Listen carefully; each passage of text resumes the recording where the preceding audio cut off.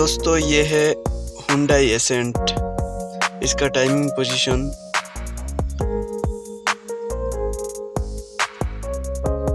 Oil pump तुरुम्बा लगा के timing position दिखाएगा मैं। आप लोग वीडियो देखते रहना।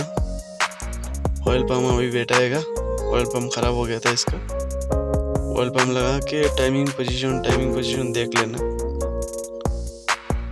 ऑयल पंप लगा दिया अभी।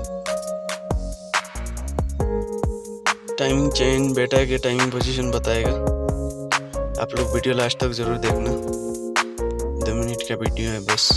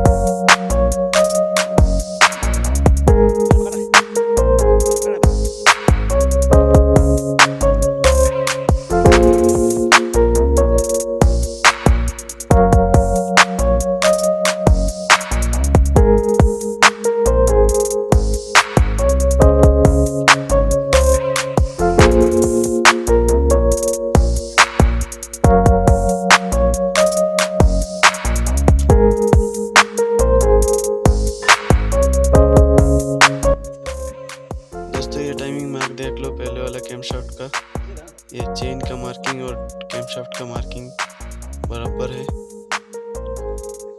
ये नज़र आ रहा है। चेन में और कैमशाफ्ट में सेम टू सेम मार्किंग है। नीचे का क्रैंकशाफ्ट का ये देख लो। दोस्तों वीडियो अच्छा लगे तो एक लाइक कर देना, चैनल को सब्सक्राइब कर देना। ऐसा वीडियो मिलेगा। थैंक यू आप सब।